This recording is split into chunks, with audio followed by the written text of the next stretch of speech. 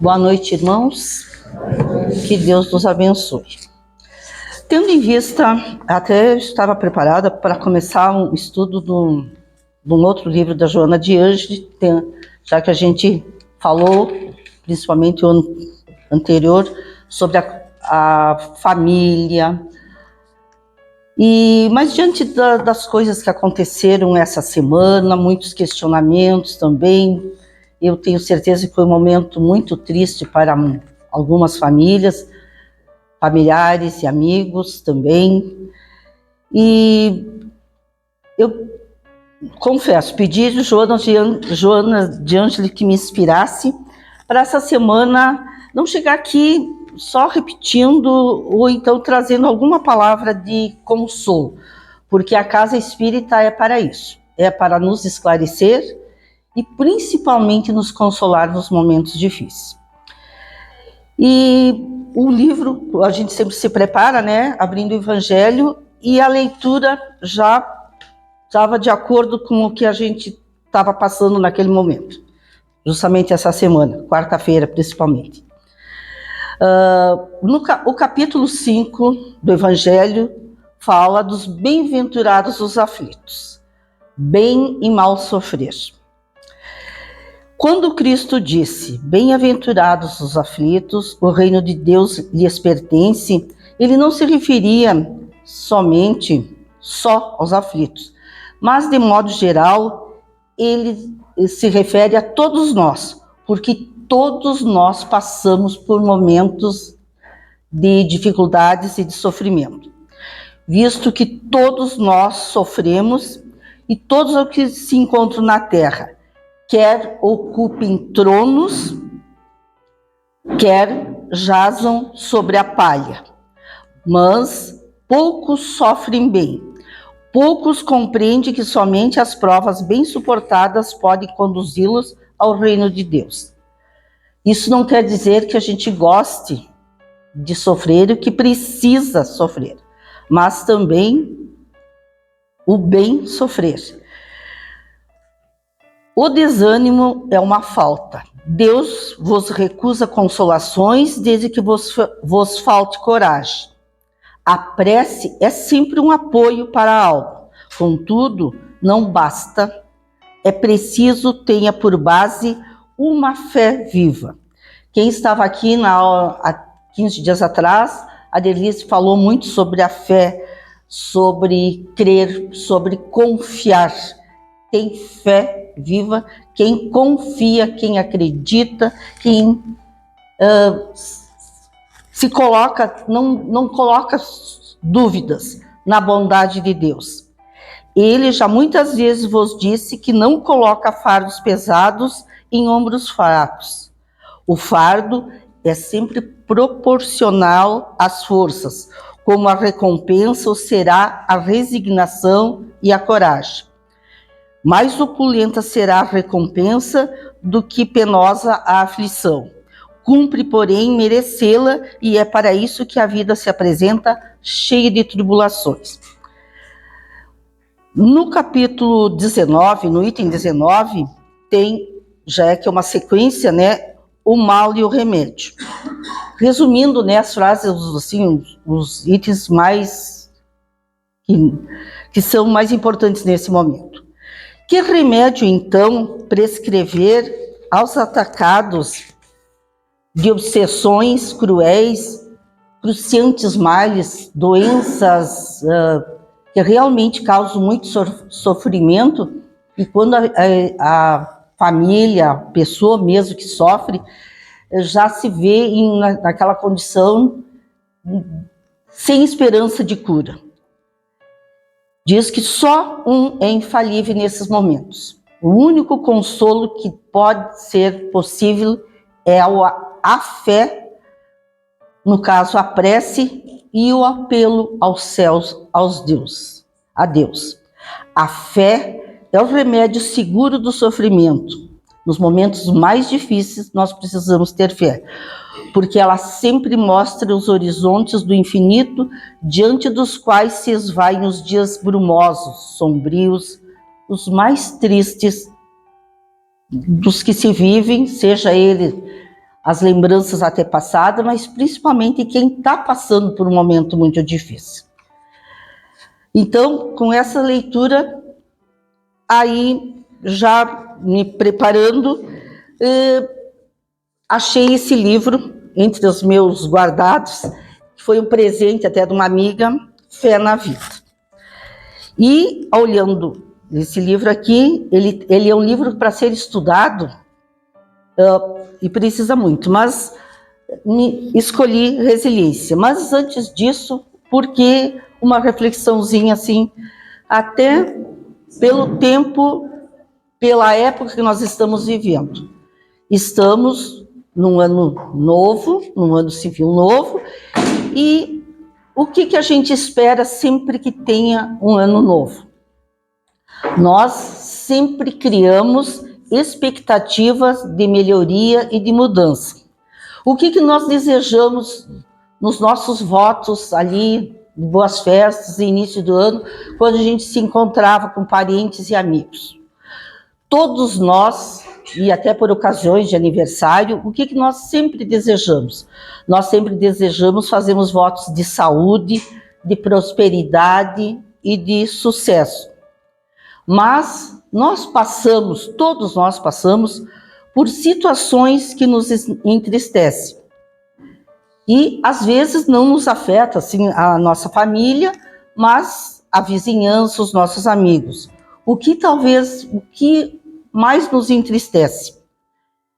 A perda de entes queridos, principalmente quando vem, às vezes, num momento inesperado. Seja também familiares, né? Amigos, doentes também causam preocupação. As notícias do dia a dia, acidentes, tragédias, ultimamente tantos feminicídios, separações que mudam o rumo de uma família, seja lá o motivo que for, imaturidade, traições, interesses materiais. Outra coisa que muda muito, que altera muito também numa família, perda de emprego, instabilidade financeira, principalmente quem de repente ocupa uma posição boa, está tudo bem, e de repente, né, fica, como diz, até sem chão, principalmente quando tem família, filhos jovens, crianças, a gente sabe que é muito difícil. Se fala muito em saúde mental nos dias de hoje. E revendo também algumas coisas de Joana de Ângeles, ela sempre nos fala que o êxito de uma família pode ser medido pelos resultados da união entre irmãos e familiares e amigos também. Vínculos que se estreitam e prosseguem mesmo quando cada membro avança no rumo do seu destino, quando há mudanças, separações, transferindo para o meio em que vivem os benefícios dos seus aprendizados e conquistas profissionais. Isso também quer dizer, por mais que a gente ame os nossos filhos, nós não podemos segurá-los sempre, eles tão próximos de nós. E muitas vezes essas separações são necessárias, eles vão, né, a gente cria os filhos para o mundo, mas o que nos deixa feliz é que onde quer que eles estejam, eles levam um conhecimento, e eu acho assim, o legado da família é importante, que eles não precisam estar próximos dos pais para seguirem os seus pais. Eles podem, o legado da família, ela pode se dispersar também.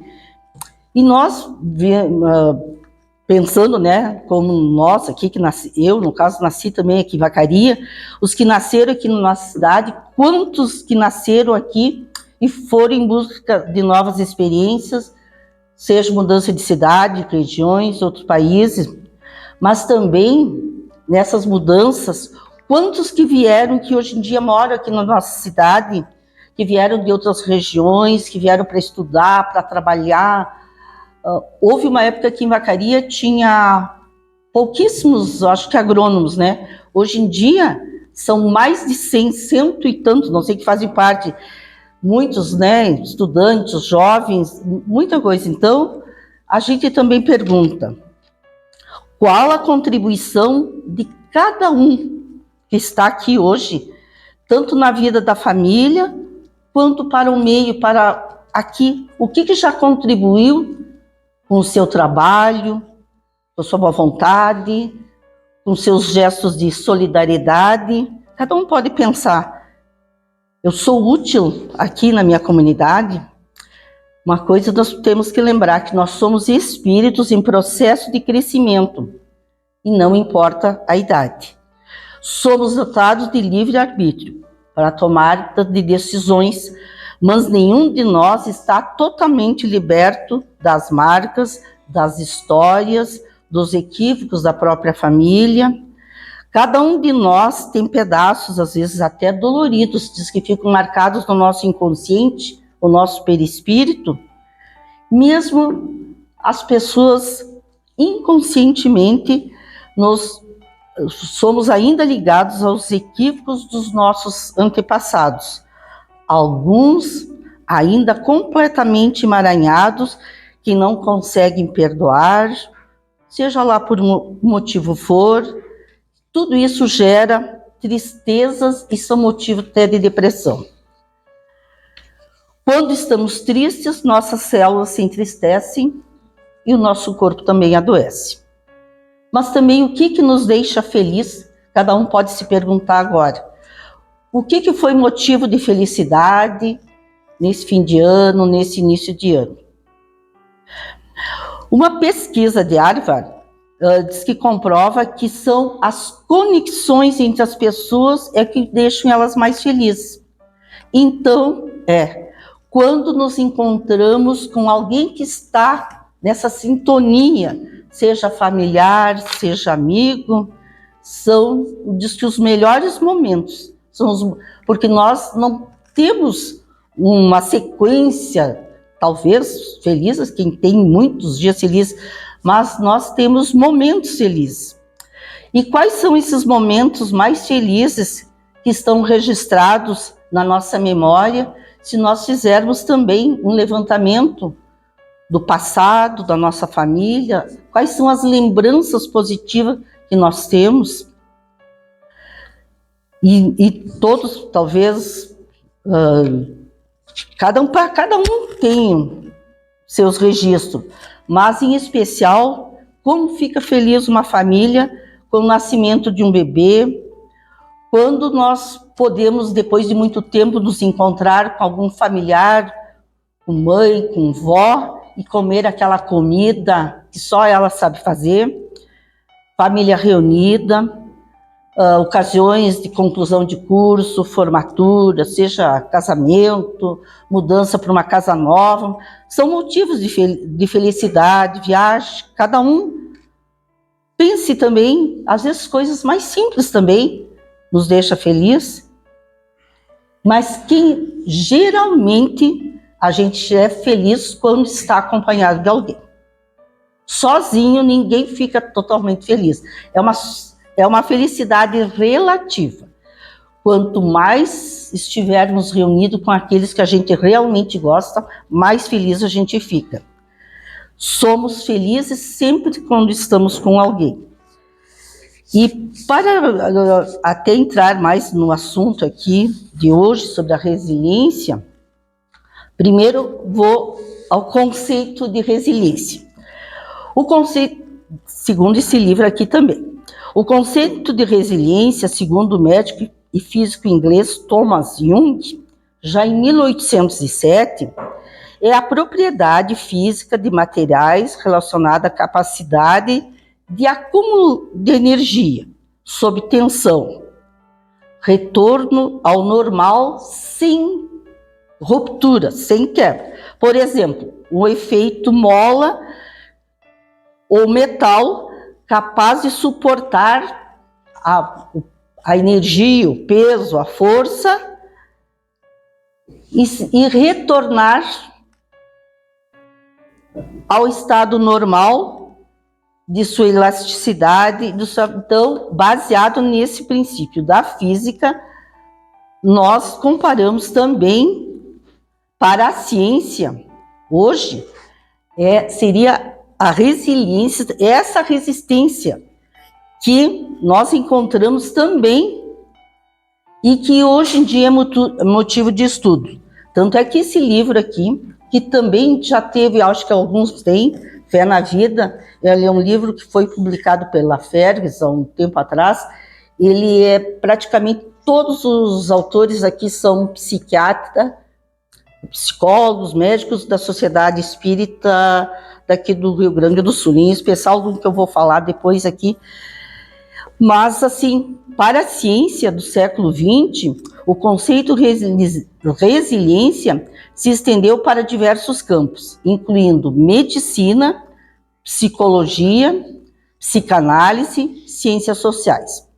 A resiliência é entendida como o processo de adaptar-se bem diante de situações de trauma, adversidades ameaçadoras ou de qualquer tipo de estresse significativo.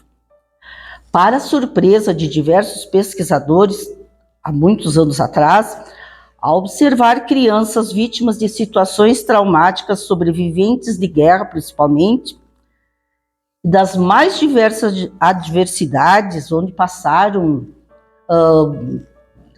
questões traumáticas de separações, de pais, de fome, de frio, o resultado esperado seria de indivíduos com imensas limitações, vulnerabilidade e patologias psicológicas.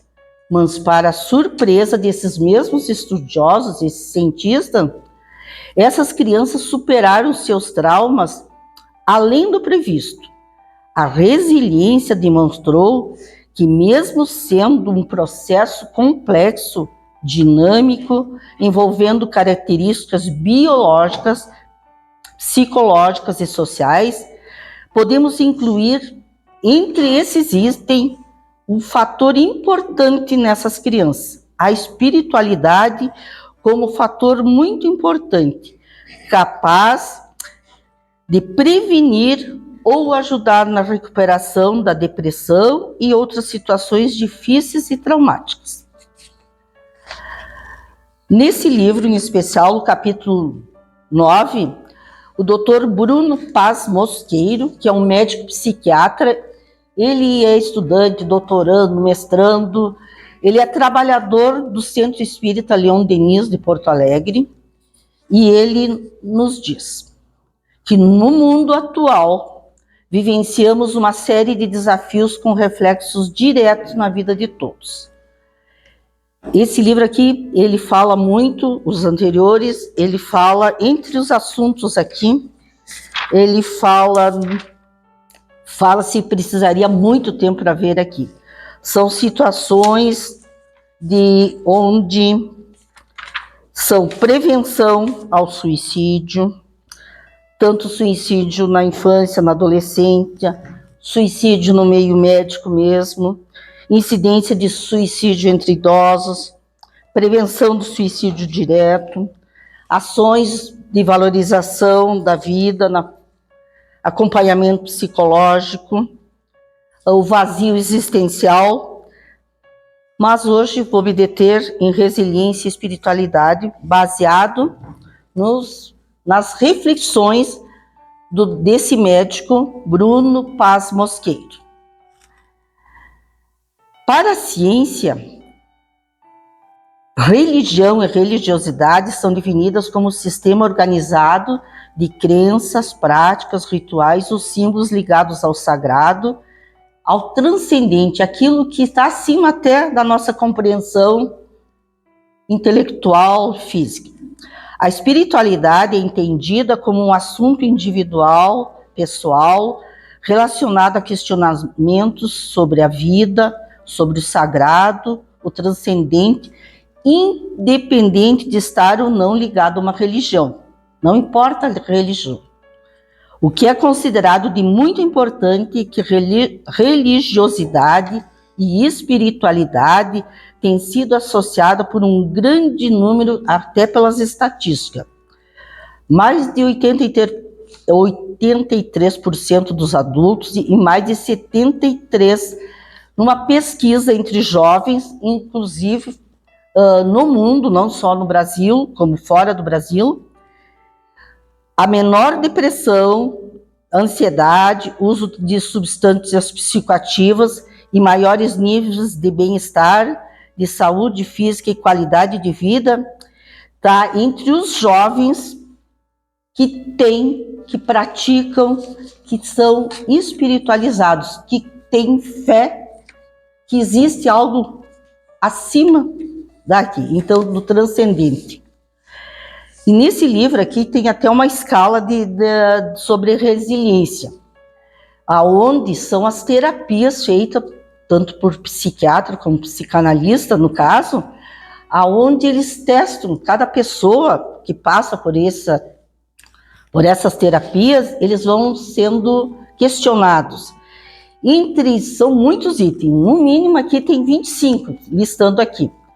Mas entre essa escala de resiliência, que é um instrumento muito utilizado para estudar esse conceito, se cada um quisesse medir a sua resiliência, a primeira questão é: quando eu faço planos, eu levo eles até o fim? Quem conhece gente que faz, cada um pode até se colocar nessa posição. Eu sou uma pessoa que, mesmo tendo dificuldade, quando eu traço uma meta, eu vou até o fim. Outra, muito importante, eu sou disciplinado, eu sigo mesmo, eu tenho aquelas regras para seguir. E também uma situação que todos já passaram algum dia. Em uma emergência, uma situação bem difícil e traumática, eu sou uma pessoa em que as pessoas podem confiar? Quantos correm nos momentos mais difíceis? Sou paciente, sou flexível, tenho bom humor. Então, são vários itens que são analisados nesse autodescobrimento, Mas o Dr. Bruno resume. A doutrina espírita amplia os horizontes de entendimento acerca das conquistas e do progresso. A resiliência, ela pode ser entendida como uma conquista do espírito. Nós podemos também trabalhar para sermos resilientes, aprendermos a ser resilientes, ou então ensinarmos nossos filhos, quando eles têm que não aquelas crianças que os pais popam demais e que não sabem o que é uma frustração, não sabem receber um não. Então, isso vai também muito da educação dos pais e como eles agem com seus filhos. A resiliência pode ser entendida, então, como uma conquista do espírito que se amplia ao longo das reencarnações, porque todos nós passamos por provas e expiações e muitos aprendizados. Esse é o objetivo da nossa vida. Muitas vezes são os momentos de grande adversidade enfrentados na vida terrena que encontramos nosso aprendizado e crescimento. Muitos desafios são provas ou testemunhos planejados anteriormente, ele nos diz. Aquilo que a doutrina espírita diz. Nós pedimos para passar pelas provas e às vezes fracassamos. Em qualquer circunstância, sempre podemos pensar no nosso papel diante do outro, que caminha ao nosso lado. Porque aí fala muito de quando a pessoa é extremamente egoísta, que pensa só nela e nunca se coloca no lugar do outro. Então, na lógica do Evangelho, quando verdadeiramente nos voltamos a alguém, nós ampliamos nossa capacidade interior e a nossa resiliência. Quando nós nos colocamos, ou quando nós nos imaginamos como é que agiríamos em determinadas situações realmente difíceis. Assim, quando nós também nos colocamos à disposição nos voltamos para os outros, nós também sintonizamos nesse momento com realidades espirituais superiores, que nos auxiliam nas nossas próprias dificuldades. Então, como sempre foi dito aqui, cuidado com o que nós dizemos, cuidado com o que nós pensamos, cuidado com as nossas conversas do dia a dia, nós também atraímos. Então, se nós queremos ser mais fortes, mais resilientes, nós precisamos pensar, agir corretamente e evitar conversas também negativas. E sempre fazendo sempre desses momentos, como a gente sempre diz, uma boa leitura, uma boa prece, sempre nos fortalece. E uma das frases bem aqui que eu acho muito significativa desse livro, que a gente nos mostra, né, ele é que nós temos que nunca perder fé na vida, fé no homem, fé em nós mesmos, né, e fé no que virá. E para encerrar aqui, eu achei que não ia dar tempo, mas agora tem uma poesia que o Dr. Bruno encerra o capítulo 9 desse livro aqui, aonde também ele nos faz a gente refletir. Só esse capítulo, ele foi baseado nesses estudos, tem muito pesquisas de fora, fala muito sobre transição planetária, sobre outros médicos também. Mas, então, se nós queremos nos fortalecer a nossa fé, nós também precisamos ter esse objetivo, ter essa disciplina e que seja aqueles bons hábitos diários da prece, do fortalecimento e de procurarmos estarmos sempre em boa companhia. Na lógica do Evangelho, como diz aqui, tem o Espírito Alta de Souza, através da psicografia de Francisco Cândido Xavier, encerra esse capítulo com essa poesia. Alguém te espera, o amor estrada fora. Seja o dia translúcido ou cinzento, para extinguir a dor e o sofrimento, nas empedradas trilha de quem chora. Não te detenhas, vem, o tempo é agora. Há quem te arrase ao temporal violento, e corações ao frio, à noite e ao vento, ante a descrença que se desarvora. Vem a estrada do mundo, ampara e ama, esclarece e consola, alça por chama próprio do coração fraterno e amigo. Esse alguém é Jesus que te abençoa, trabalha, serve, esquece-te, perdoa, e o Mestre amado será seguido. Ele diz também aqui, ao longo do que eu vim aqui, que nós temos que ter sempre fé, essa fé, confiar, que nós temos uma boa companhia, que nós nunca, como eu disse aí, a gente não gosta de ficar só, mas que a gente confie que nós temos também um anjo guardião, um mentor que pode nos auxiliar nos momentos difíceis.